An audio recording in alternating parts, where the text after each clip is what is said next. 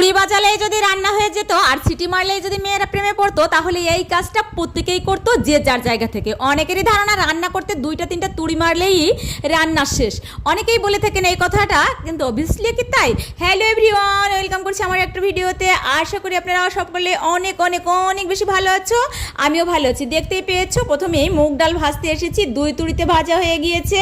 মুগ ডালটাকে একটা প্লেটে ঢেকে একটা সাইড করে রেখে দিয়েছি। এরপরে একটা বড় একটা কাতলা মাছের মাথা ছিল, সেই মাথাটাকে আবার 1 তুড়ি দিয়ে ভেজে নিয়েছি। যেহেতু বলে থাকে পুরুষরা, অনেক ভাইয়েরাও বলে থাকে যে আরে রান্না করতে কি লাগে, মেয়েদের শুধু ন্যাকামো, ভাল লাগে না, এই করছি, মাথা ব্যথা করছি, রান্না করতে করতে ওর মাথায় কেমন চোখে ঝাপসা দেখছি। কথাগুলো কিন্তু একদমই মিথ্যা না, তবে হ্যাঁ এক্সেপশনাল কিছু কিছু মেয়েরা থাকে ন্যাকামো করে একটু বেশি। হ্যাঁ, সেই মেয়েরাই ন্যাকামো করে যাদের স্বামীরা আবার সেই স্ত্রীদের অনেক ভালোবেসে মাথায় তুলে রাখে। তারা আবার একটু পেইন ক্লিয়ার বেশি হয়, এখানে ব্যথা ওখানে ব্যথা হয়ে থাকে, জানে আমার স্বামীও অনেক বেশি আমাকে আদর করবে, টেক কেয়ার করবে। কিন্তু না, সব মেয়েদের কপালে এত এত ভালোবাসা নেই, তাই 2 তুড়িতেও রান্না হয় না। আমাদের আবার রান্না করতে হলে 1 থেকে 1.5 ঘন্টা সময় লেগে যায়। আজকে কিন্তু এই রান্নাটা করেছিলাম 1.5 ঘন্টা যাবত, শুধু মুগ ডাল দিয়ে রুই মাছের মাথাটা আর রুটি ভাজা। হ্যাঁ, তবে ভাবছি এতটুকু রান্না করতে আপুর 1.5 ঘন্টা টাইম লাগবে। ওমা কি বলে না, এটা যেহেতু মশলা দিয়ে কষিয়ে রান্না হয়েছে, তারপরে আবার বিভিন্ন রকমের ডিজাইনের রুটি বানানো লেগেছিল, কারণ আমার বেবিরা অনেক বেশি ডিজাইন রুটিগুলো পছন্দ করে। খেতে বসলে তারা সবাই আশা করে যে আমার মা ডিজাইন করে রুটি বানায়, সেজন্য আমি বেশ কয়েকটা ডিজাইনের রুটিও বানিয়ে নিয়েছিলাম। এখানে ফার্স্টে আমি গোল গোল করে অনেকগুলো রুটি বানিয়ে নিয়েছি। এই রুটিগুলো একটু বড় বড় করেই বানাই, কারণ ছোটো ছোটো রুটি বানালে বেশ কিছু রুটি বানাতে হয়, একটু বড় করলে সময়টাও একটু বাঁচে। এই জন্য আমি এবারে একটু বড় বড় করে এই রুটিগুলো বানিয়ে থাকি।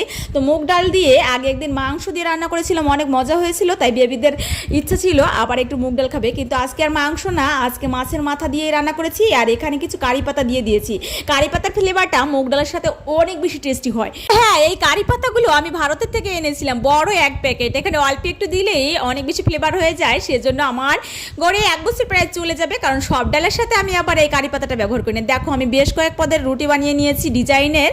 তো জানোই তো, ভিডিও করতে গেলে টাইম একটু বেশি লেগে যায়, এবং ভিডিও করতে গিয়ে আমার একটা রুটি একটু পোড়া পোড়া হয়েছে। যদিও পরোটা একটু পোড়া হলেও খেতে কিন্তু খুব একটা খারাপ লাগে না। এখানে লাভ রুটিতে আমার ছেলেকে দিয়েছিলাম, আর একটা স্টারের মতন একটা রুটি বানিয়েছিলাম, সেই রুটিটা আমার প্রত্যাশাই খেয়েছিল। যারা বলে থাকে যে মেয়েরা কি কাজ করে বা 2 তুড়িতে রান্না হয়ে যায়, তাদেরকে বলছি রে ভাই বা শাশুড়ি যেই হোক না কেন, এই যে রান্নাটা দেখতেছো, রান্না করার জন্য কটন বাটন ধোন আরও অনেক কিছুই লাগন, জানোনি তো আপনারা। তো আইসক্রিম খেয়ে নিলাম এর মাঝে, আবার আমি একটু শুটিং করতে গিয়েছিলাম।